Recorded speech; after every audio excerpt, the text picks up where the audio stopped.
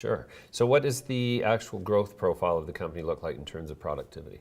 Sure. So we're licensed in Nova Scotia right now. We should be, I think, the first company in Nova Scotia to be in a position to actually sell cannabis later on the summer. Newfoundland will be up and running in terms of a license later on this year as well in the second half. Well, and in the next few months, we'll have Ontario licensed as well. So 3 licenses this year. We have 1 right now, and 2 additional licenses beyond that in Canada in Q1 of next year. So 5 in total. Okay, so how much capacity production right now? Right now, it's pretty small. It's small, a 7,000 square foot facility in Nova Scotia, which roughly translates to about 500 kilogram run rate. We're expanding an additional 100,000 square feet there, which is where it gets interesting. Our biggest facility will be in Newfoundland, which is about 168,000 square feet, and that can probably do, the way we're building it, about 16 to 70,000 kilograms a year. Fantastic. Dry product. Sure. Okay. So how much money have you raised? What's the capital structure look like? Who are the big shareholders? Sure. It's interesting. So part of building our local ecosystem is we raised a lot of our initial capital in Atlantic Canada from movers and shakers and influential individuals who can help us down the road in Atlantic Canada.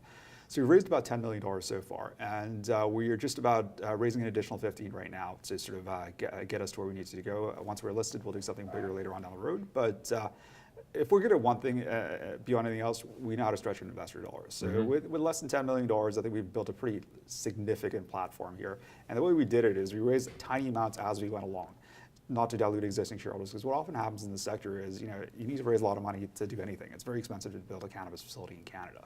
So effectively, when you're ready to actually produce and sell, you've diluted the heck out of your existing shareholders. Your founders and your early investors, they're down to 5 to 10%. So the way we did it, and this is a commitment we made to our investors, we'll build you a de-risk cannabis platform which will survive the onslaught and thrive, quite frankly.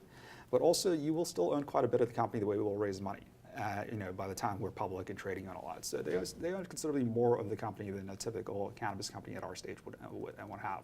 So that's the plan. I mean, ultimately, we're going to have to raise about $80 million, and we've got visibility on where that's coming from to prosecute our domestic production here in Canada, which results in roughly about $250 million of revenue.